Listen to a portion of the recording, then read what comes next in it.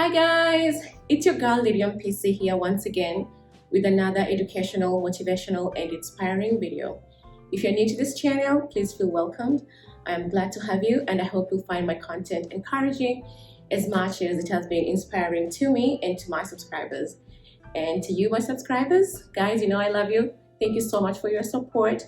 Thank you for sharing my videos and for encouraging your friends and social networks to subscribe, because in the past few days we've had more than 50 new subscribers. So thank you, thank you, thank you. We are growing. Let's keep on growing, continue sharing and encouraging your social networks to subscribe. So if you're not aware, the theme of this channel is connecting the dots, and with the dots we like to refer to the experiences in our lives that sometimes when you're going through them do not make sense. But I'm here to tell you that the dots will eventually connect. Just trust the process. If you trust in God, do trust in God and believe that eventually your dots will connect. So today we have a special guest in the house, and I had his story and I said he must come to my channel because I want you guys to hear how inspiring his life has been. So Michael, how are you? Good, how are you? I'm doing good. Thank you so much for agreeing to be featured on my channel.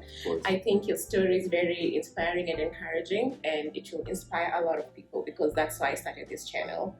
I want it to be a platform where people can come anytime they feel down or they feel like they want to learn something that can help them become better versions of themselves. All right?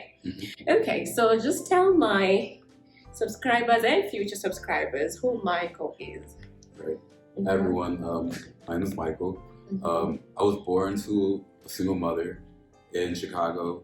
Grew up pretty much all my life in the heart of Chicago. When I got a little older, I got my own little brother. I'm 13 years older than him. His name is Samuel. A lot of people call him my mini-me. But yeah, we're pretty close. Because of that tight relationship with my mom and my brother, I'm very family oriented. I've always been instilled with the value of education in my life. So it was always like, do well in school. That's probably a pretty common theme for a lot of Nigerian and even West African households, or probably just any immigrant family that comes to America. School, do it right. So that was instilled in me from a very young age. If you want to make it in life, work hard in the classroom. So I took that with me and I did well in school. I mean, there were some hiccups along the way, some universities, but eventually got through, and I made it a goal to become a physician since I was a child, and right now I'm getting closer, much closer than I was, just 10 years ago or even just like 2 years ago. So I'm grateful for that. Very, very good. It's nice to get to know you, and I agree. It's not just West African homes, even I guess West Africans or just immigrants in general. Like when we come here, we are told America is the land of opportunities, so make maximum use of it, and like education is the key. So you mentioned about you wanting to be a physician, right? And getting closer to your dream of becoming a physician. So when did you first realize that you want to pursue medicine? I was 8 years old. So they would have a kind of like a book fair at my school every year, and like some company would come in and they take up a room in the school and display all their books for students to come in and purchase and everything.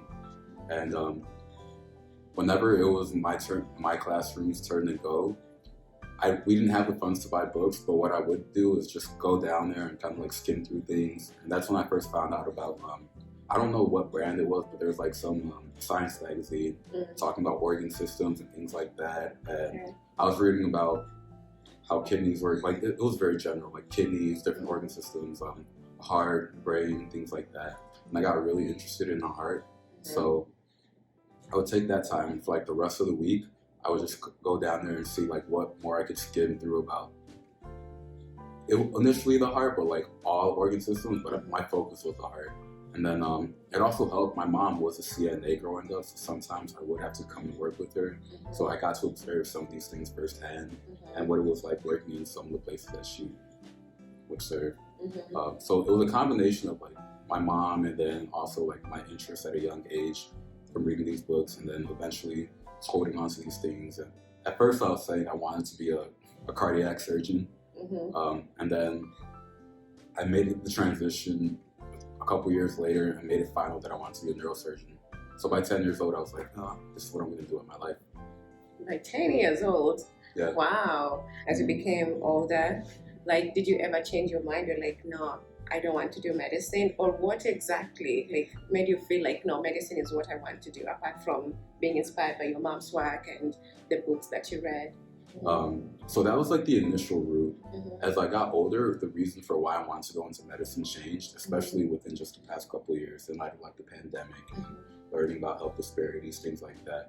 So it kind of just adds on to what was already there before, which kind of fuels the passion.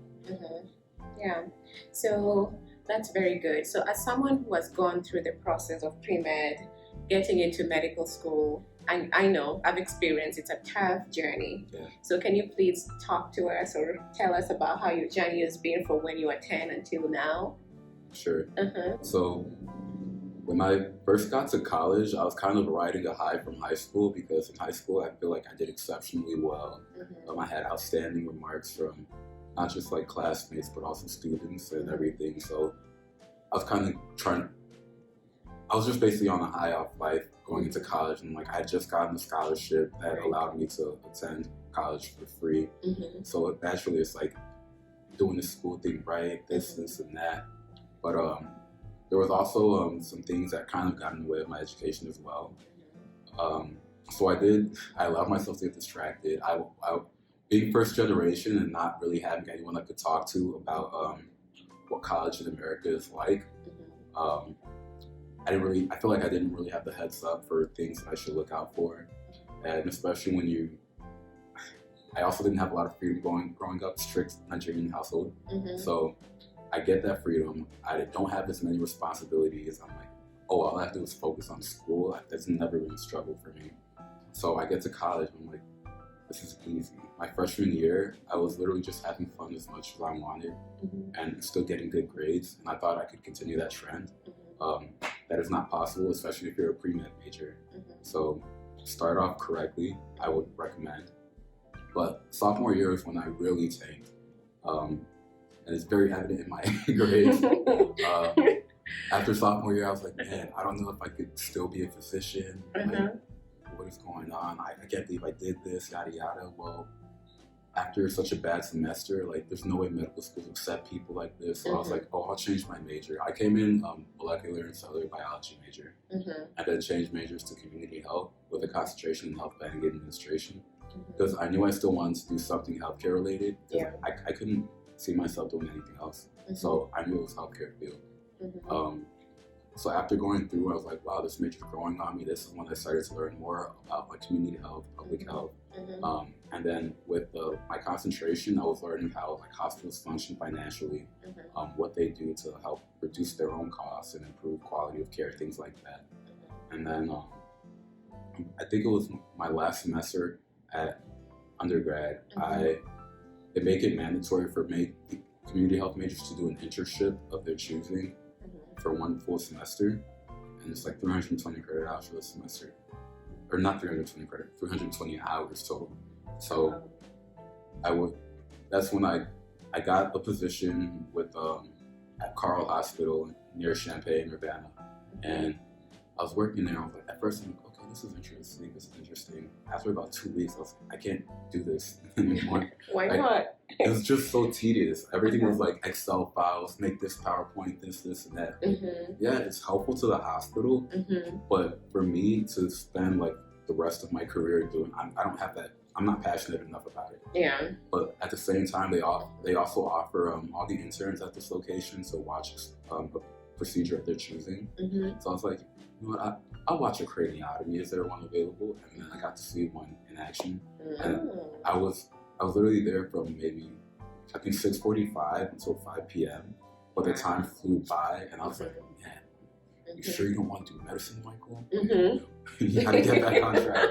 So while finishing up at U of I was looking at post-bac programs, and then I was like, okay, well, these sciences, like my sophomore year, I really screwed up heavily. Like, if I do this, like, no playing around. Like, I got down. I was not playing with anything. Yeah. Some of my friends would message me like, hey, are you okay? Like, we haven't heard from you in like a couple months. I'm like, yeah, I'm sorry. I'm just busy doing this, and that. And then I would think about it, I'm like, wow, I haven't seen this person in like 8 months, but working on my future. Yeah. Eventually, I did really well on my post-bac program. Had a really good application cycle so far. I'm in this current app cycle, so it's still going on. Still interviewing, waiting to hear back from schools, but everything's been going well so far. Very, very good. For those who are not aware of the application cycle, let me just tell them. So when you're applying to medical school, you have to apply a year before you start medical school. So Michael wants to start medical school this year, right? Yeah. So he started applying last year. So, and that's the cycle, pretty much a cycle. It takes a whole year.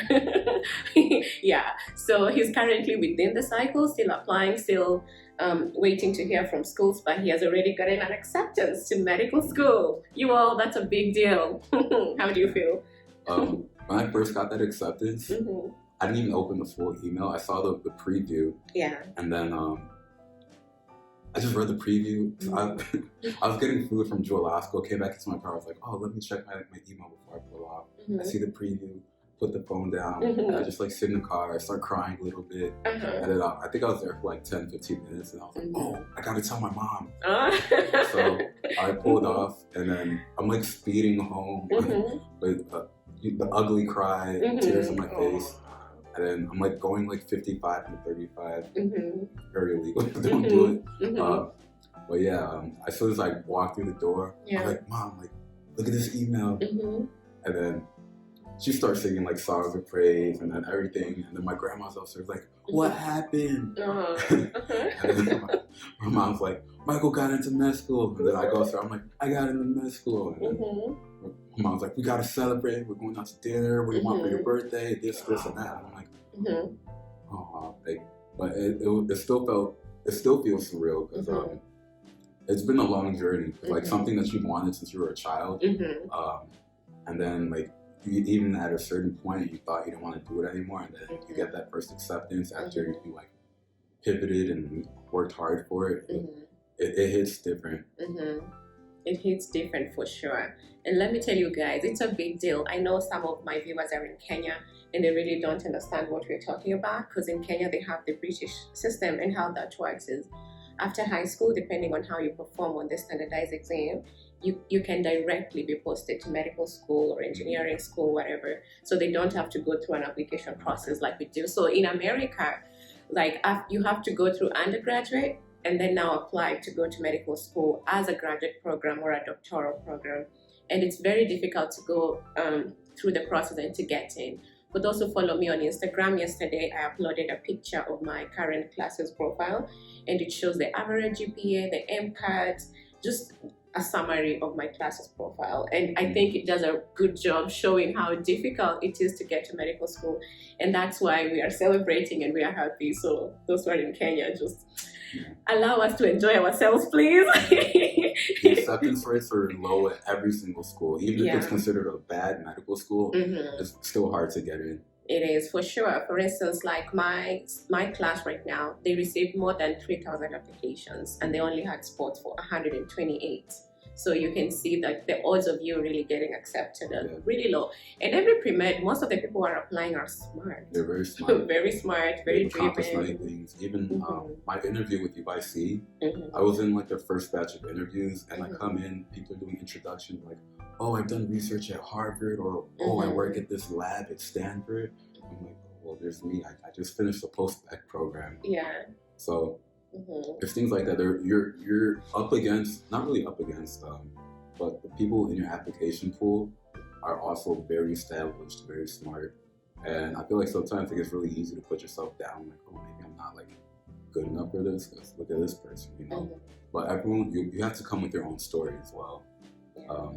That's what I've noticed a lot of schools really care about. It's like, what brought you here? How did you get here? And like what keeps you going forward? Things like that.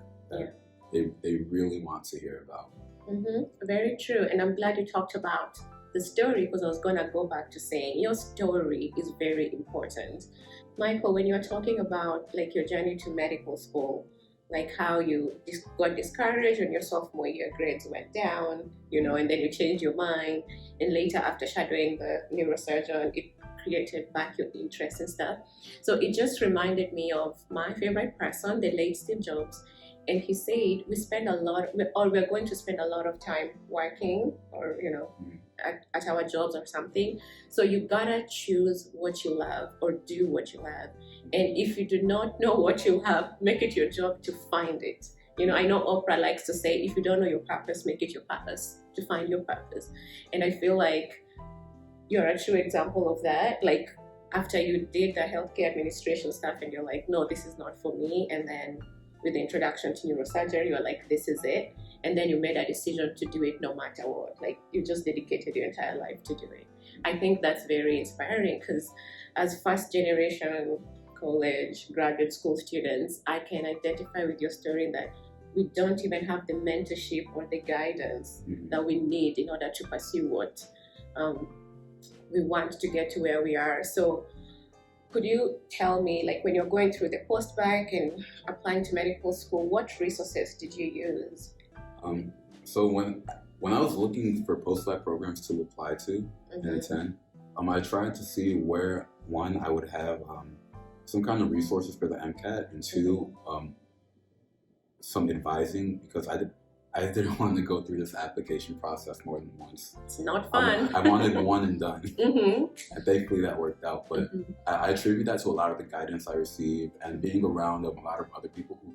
So my post-grad program wasn't just pre-meds, it was people who were also interested in like pre-dental, basically pre-health. Okay. So people who might have wanted to do dental, podiatry, things like that. PA as well.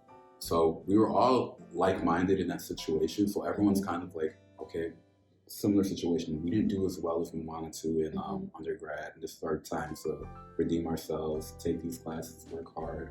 And being surrounded by like-minded individuals helps a lot when it comes down to, because everyone, you never know, everyone has all these resources that they could bring in. So if there's a group chat, like, yeah, I just found out about like this MCAT resource here, Khan Academy. I would not have found out about Khan Academy for MCAT. And it was so helpful. Nice. And it's free. Yeah, it's free. Everything you need to know on MCAT for free, content-wise. But yeah, people will just come in and bring whatever things they know, bring in whatever you know. If you know something, you bring it in. And it's just like that collaborative exchange of information was very helpful for me. No one but the admissions knows what each school is looking for. Oh yeah. And it changes every year. So that's why your story is very important. Yeah, exactly. But all the pre-med advisors, they just go off what they believe schools are looking for. And sometimes they might not give the best advice, but it is coming from the right place. And sometimes they do give good advice, especially if they've been doing it for a while. So yeah, I was mainly looking for guidance. And then going through, I just kept it in my head, like, I already messed up in undergrad. I can't do it again. I can't afford it. I can't afford to do another post-bac. I can't afford another SMP. I can't afford to go through another application process. Like, this has to be it. Or I don't become a doctor. So yeah, and it's expensive too, aside from like the emotional trauma that you go through. Yeah, okay, so very good. So what message do you have for anyone who is currently a pre-med and they're really struggling to get into medical school or a healthcare professional school? I would say perseverance and hard work will take you as far as you need to go. Even looking at, forgive me when I say this, but I feel like not every doctor is smart, but every doctor is hardworking, you know? And it's gotten to a point where what I've started to do is rely less on my intelligence and put my work ethic in front and let my intelligence kind of support that. And when I started doing that, everything was just like, get it done, work efficiently, follow a process, and you get good grades. Whereas if you think you know things already, you know you're going to underestimate things. You're like, oh, I don't need to look at that. Like, I remember from the past. And then there'll be these little things in fine print that you miss. And then when it comes test day, like, oh, maybe I didn't know this as much as I thought I did. Especially during my post-bac program, if it was something I'd seen before, I'm still looking at it. I'll make sure I have it down. If I can teach it, then that's when I'll say I know it. If I can't, and I was teaching a lot of my classmates and supervising them as well. That was a really good review. So yeah, if you can teach it, then you know it. If you can't teach it, you don't know it well enough. Well enough. Wow, you've said something powerful that I'm just nodding my head. I'm like every doctor is hardworking, and not every doctor is smart. And then you say you learned to try. No, you learned to follow your work ethic, and then your intelligence supplements it. Yeah. Wow, I don't know. I don't know what my viewers feel about this. Can you comment down below and let me know? But I feel like that's deep, because when you were talking, I was thinking of my 3-year-old niece. Like, she's 3 years. You don't expect her to know addition and subtraction. Mm-hmm. However, she's so good at following the process you're talking about, or the instruction, that you teach her something and she pays attention and it follows through. She doesn't have to be smart because she doesn't know, but just simple instruction. Yeah. Wow, I don't know. That just spoke to me. I'm like, because even now in medical school, like, there is so much. Even if you're so smart, like, there's just so much to handle. But I feel like if you follow a certain process and like become disciplined in your thing, it works well so far. after first semester of medical school. But anyway, yeah. You did also mention discipline. I think discipline is a huge character to have in pursuing medicine, because when it comes down to it, a lot of it will be time management. I'm assuming even in med school, you can't play with your time, because you have to learn this, and that. And then I guess you're also expected to participate in whatever activities you may be doing. Yeah. And then when it comes down to it, you want to have added things to your CV when it comes to applying to residencies as well. So being disciplined when it comes to your time and considering the future and what you want to do in the future should motivate what you do now. Yeah, no, that's true. That's true. And again, I'm just remembering one of my quotes by, again, my favorite person, the late Steve Jobs. He was like, you got to trust in something, like trust in your intuition.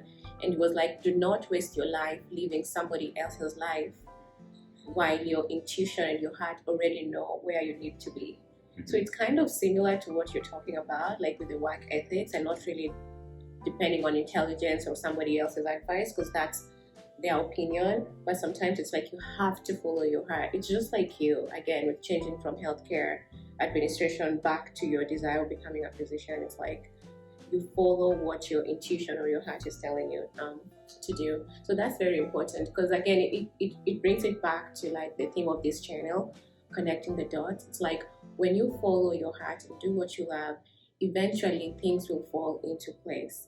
And I want to ask you, Michael, like, now, if you look back, what experiences do you think you went through that shaped who you are today, and also that led you to where you are today? You don't have to talk about everything. You talked about your journey, your pre-med journey. So can you look back and just tell us what things you went through and how they've all connected now and they're making sense to you? I would say, I guess one of my roots would be my upbringing. Like I said, I lived with a single mother for most of my childhood until my little brother was born. So with that, I learned to be very independent and rely on myself. It made me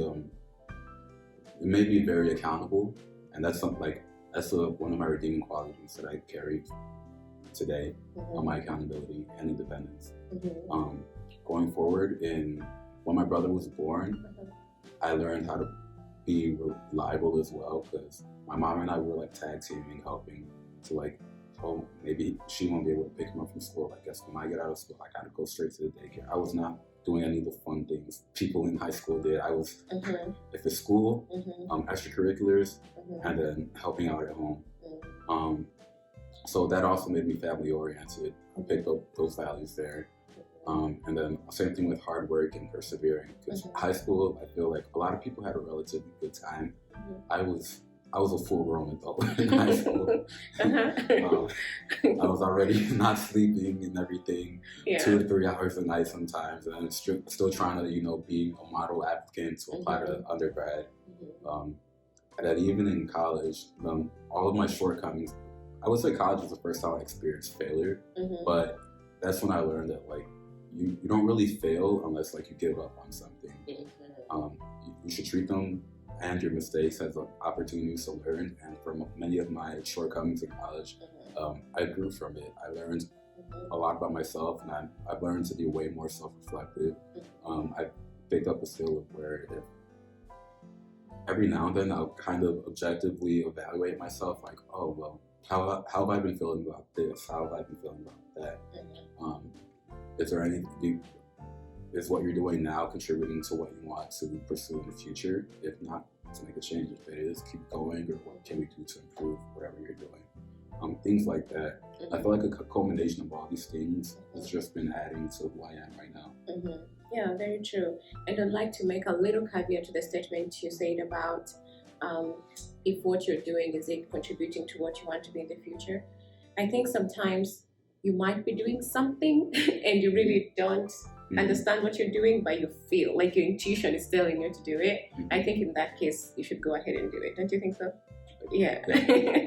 Yeah. Anyway, yeah, it's been a pleasure having you here today, Michael. Thanks for having me. Yeah. So what advice, last thing before I let you go, what advice do you have for just anybody, not PreMeds, just anybody out there? Pursue your goals, whatever they are. I guess within reason, nothing like crazy that's going to get you hurt or anything. But even if people, there's always going to be haters. If they say you can't do it, that should add fuel to your fire. At least for me, it does. If someone's like, if you want to do something, there's people trying to dissuade you from it. I mean, it should push you harder, just so you can rub it in their face later. But pursue your goals and work hard toward them. You know. No, I like that, because wherever you go, you have people who love you. There will always be haters. Yeah, and you should be your own number one fan. Yeah. I mean, you could be the nicest person, you'll still have haters somehow. So it's like, just do what you have to do for your goals. That's a good advice, and I think it's a good place to end this interview. Thank you so much once again for coming on. Of course. Yeah, I hope you've been inspired and you've seen how the dots have connected in Michael's life, and they are continue to connect. They will continue to connect. Ooh.